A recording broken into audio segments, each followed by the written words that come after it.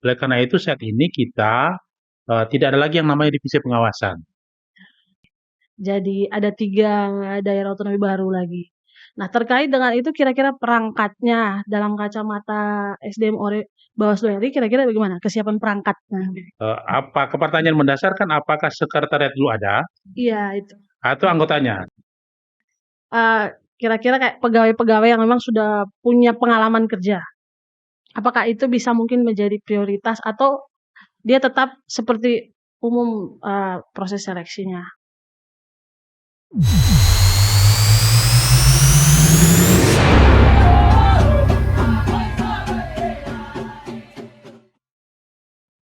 Sahabat Bawaslu di mana saja Anda berada, kembali lagi bersama saya Ida atau Kakak IPJM.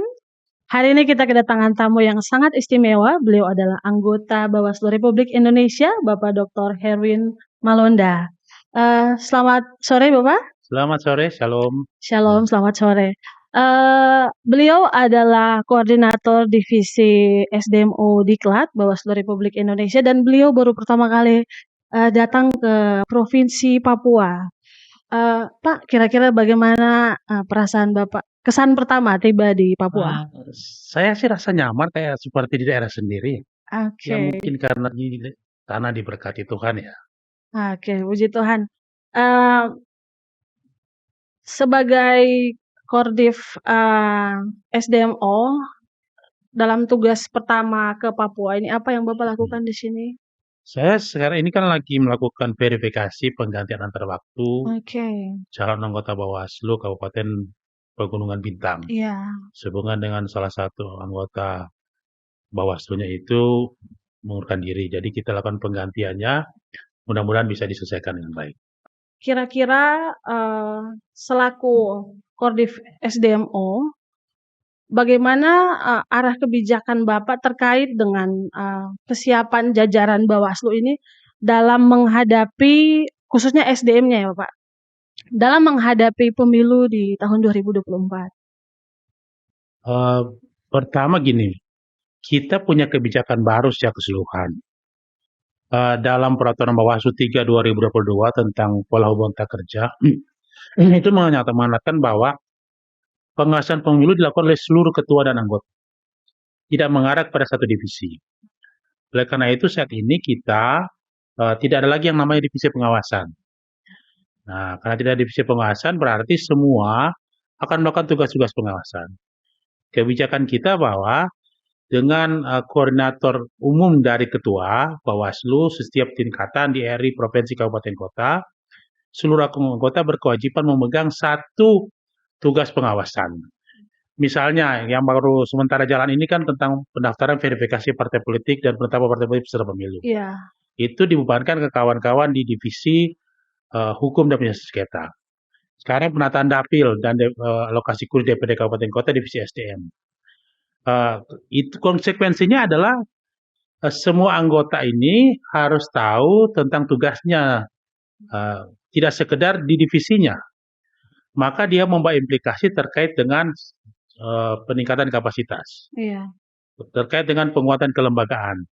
Nah, program kita ke depan sebenarnya pertama membersihkan lembaga ini agar supaya semua bisa melakukan tugas-tugas pengawasan yang disupport oleh kelembagaan sekretariat yang kuat. iya, Nah, jadi pelatihan-pelatihan akan kita lakukan ke depan, baik terkait dengan pelatihan membangun karakter building masing-masing, baik secara kelembagaan ketua dan anggota maupun iya, pejabat sekretariat maupun staf sekretariat di Bawaslu.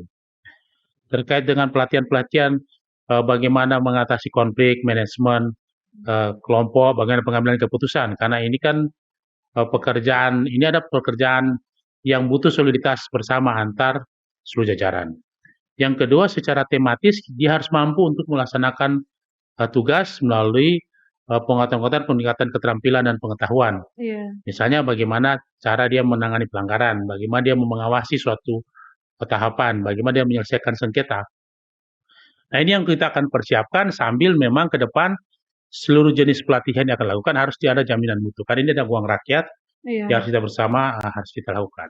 Nah, kalau ini berhasil berarti penguatan kelembagaan yang kuat yang di dalamnya adalah bagaimana peningkatan kapasitas jajaran, pengawas pemilu dan sekretariat. Kita berharap tugas pengawasan bisa dilaksanakan Iya. dengan sebaik-baiknya dan amanat yang diberikan kepada pengawas pemilu untuk melegitimasi penyelenggaraan pemilu yang berintegritas benar-benar harus diwujudkan.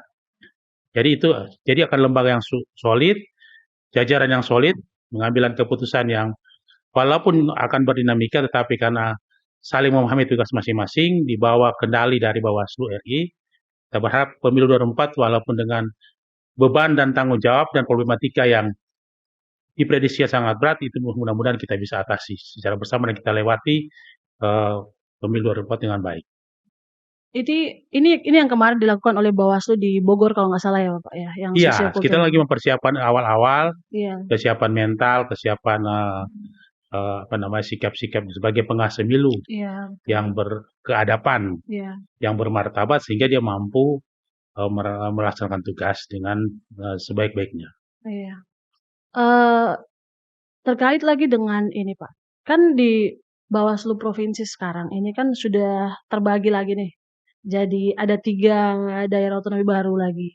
Nah terkait dengan itu kira-kira perangkatnya dalam kacamata SDM Bawaslu RI kira-kira bagaimana kesiapan perangkatnya? Posisi saat ini kan kita lagi menunggu peraturan pemerintah pengganti undang-undang. Oke. Setelah adanya provinsi baru, Iya. yang terakhir ditandai dengan pelantikan pejabat gubernur, Iya. otomatis secara resmi sudah ada provinsi ketambahan Iya. di Papua Iya. Selatan, Papua Tengah, dan Papua Pegunungan. Iya. Nah, kita lagi menunggu peraturan pemerintah pengganti undang karena yang pertama terkait dengan jumlah anggota. Betul. Jumlah anggota yang akan direkrut terkait dengan 3 yang di OB, termasuk juga nantinya berimplikasi kepada jumlah anggota di Papua itu sendiri. Di Provinsi Induk. Di Provinsi Induk, Iya. dia akan Bisa berpengaruh. berarti bisa berkurang dong dari Bisa 7 berkurang, itu. kita tinggal tunggu saja. Iya. Nah, tapi pada prinsipnya berkurang atau tetap sama, kita akan lakukan seleksi. Kalau melihat draftnya sih, kita akan seleksi bersamaan, mengikuti akhir masa jabatan dari Provinsi Papua. Kalau nggak salah kan dia bulan Juni 2023 itu ya. akhir masa jabatannya. Iya. Ya, karena ini kelembagaan, kita lagi akan koordinasikan. Pertanyaan mendasar kan apakah sekretariat dulu ada Iya itu. atau anggotanya? Saya pernah mengalami itu di Sulawesi Utara. Oh iya. Kami dulu ada, baru sekretariat ada, sekretariatnya. gitu. Karena itu masih awal. Iya. 2012 awal pembentukan Bawaslu provinsi. Iya. Nah, kita akan lagi koordinasikan terkait dengan kalau Papua Induk kan sudah ada seperti tempat sini. Kaseknya sudah ada, tapi yang kita koordinasikan pembentukan pejabatnya karena Ya.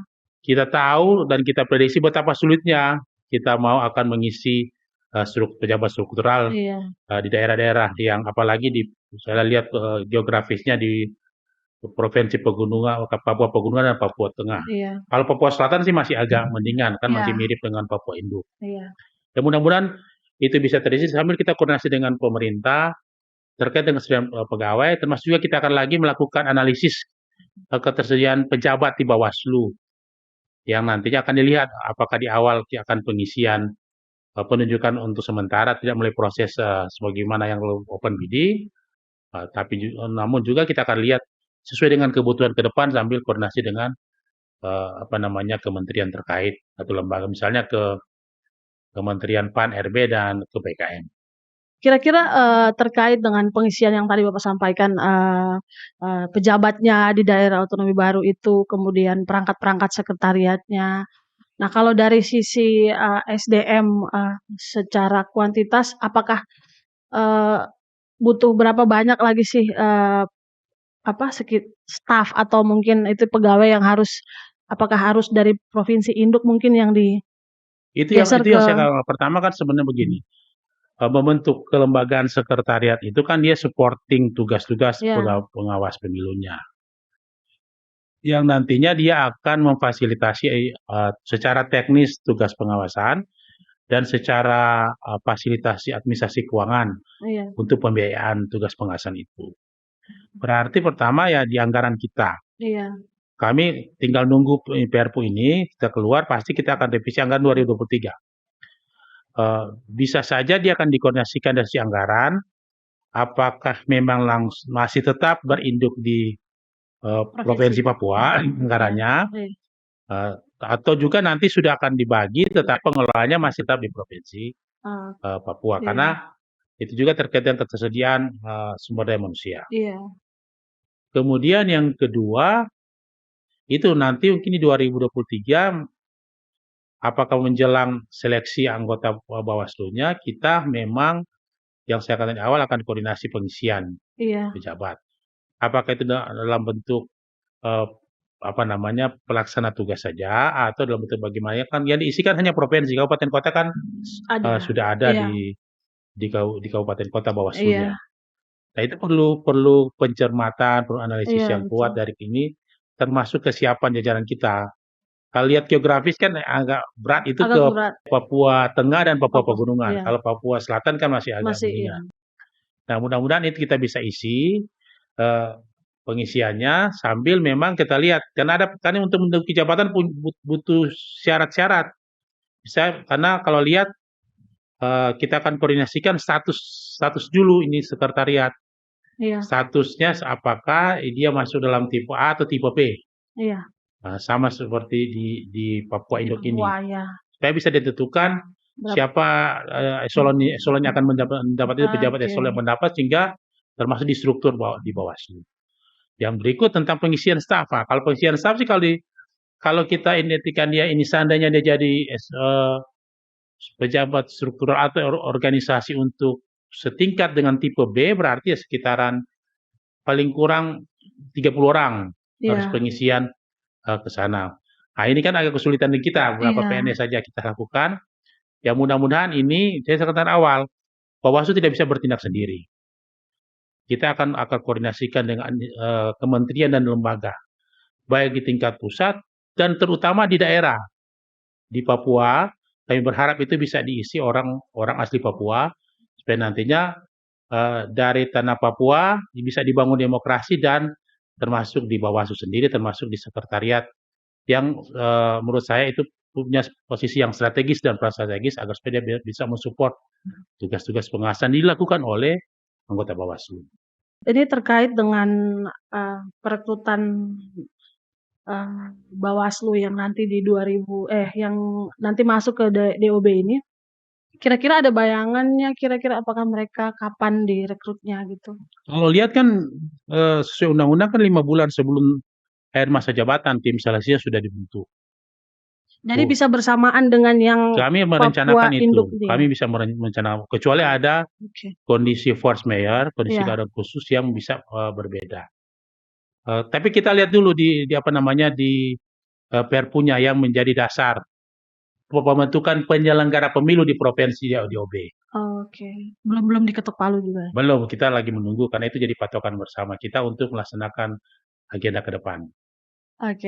Terus itu lagi Pak, terkait dengan kemarin tuh sempat dilakukan pendataan pegawai kan Pak. Apakah untuk misalnya yang pegawai-pegawai, mohon maaf ini bisa dibilang seperti curhatan lah ya Pak ya. Kira-kira kayak pegawai-pegawai yang memang sudah punya pengalaman kerja. Apakah itu bisa mungkin menjadi prioritas atau dia tetap seperti umum proses seleksinya? Kita sih punya problem. Undang-Undang 5 2014 tentang aparatur sipil negara dan peraturan pemerintah, saya lupa nomor berapa, tentang pegawai pemerintah dengan perjanjian kerja memang sudah persyaratan bahwa kebijakan negara ini kan ke depan semua harus berstatus ASN. ASN terdiri dari 2, pegawai negeri sipil dan P3K. Namun ada masalah memang di Bawaslu. Masalahnya bukan cuma di Papua, di seluruh wilayah Republik Indonesia. Kami lagi melakukan pendataan mana sih yang kita istilahkan tenaga honorer kan. Yang secara dalam bahasa keuangan pegawai pemerintah non pegawai negeri, PPN-PN. Itu memang tidak terakomodir dalam status sebagai P3K. Nah, kita lakukan pendataan lagi, kemudian kebutuhannya. Ada 2 strategi yang kita lakukan. Pertama, kita berupaya mereka didorong untuk ikut seleksi P3K. Yang saat ini antar lagi akan dibuka. Kita punya jatah untuk tahun ini 1.965 orang. Kasus pertama baru dibuka untuk tenaga kesehatan, 1964 akan dibuka. Kalau toh nantinya pas saya lihat banyak sih tidak memenuhi klasifikasi yang ada di kita, di PPNPN. Nantinya ke depan, itu yang kita dorong pertama mereka masuk. Sisa dari itu kita memang akan komunikasikan dengan pejabat terkait, misalnya ke Menteri PAN dan BKN untuk mencari solusi.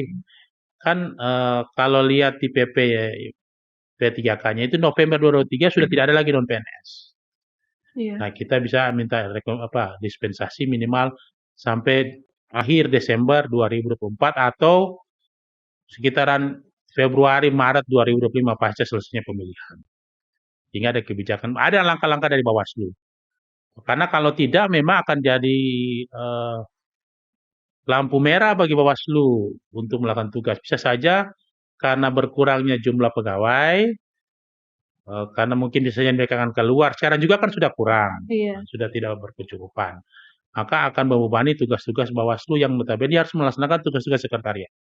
Itu juga kita akan sampaikan ke kementerian atau pejabat yang terkait, termasuk kepada DPR, bahwa punya kendala Bawaslu akan pengawasan kalau tidak terfasilitasi atau diperhatikan terkait kondisi kesekretarian kita. Iya. Iya, soalnya pengalaman saya nih Pak ya, pengalaman saya kemarin waktu ikut tes juga CAT, cuman karena ini kita ranking-annya secara nasional, kita yang di daerah tidak masuk. Mudah-mudahan bisa dibuat klasifikasi ya. Mudah-mudahan misalnya Bawaslu Iya, RI bisa. itu kan masalahnya. Mau masuk gimana? Iya. Persoalannya di 1965 ini, sebenarnya kalau lihat kualifikasi pendidikan itu ada yang tidak masuk di Iya. kita. Iya.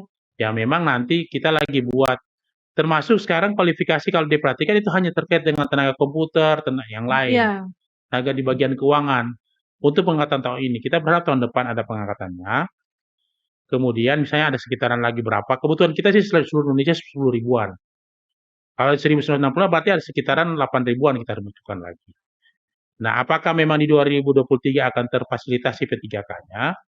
Nah, sisanya itu sebenarnya kita minta yang PPNPN kita yang sementara bertugas itu hendaknya itu masih bisa bertugas sampai akhir Desember 2004 atau di akhir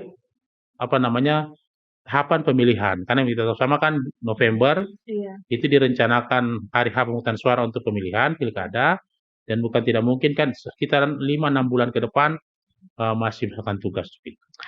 Oke, Bapak ini seru sekali ya kita diskusi terkait ini, apalagi terkait dengan daerah otonomi baru bagi di Provinsi Papua.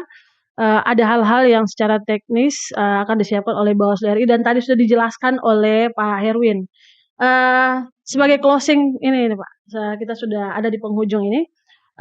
Kira-kira bagaimana pesan Bapak terhadap jajaran Bawaslu se-Indonesia khususnya di Papua? Matahari itu terbitnya di timur kan? Siap.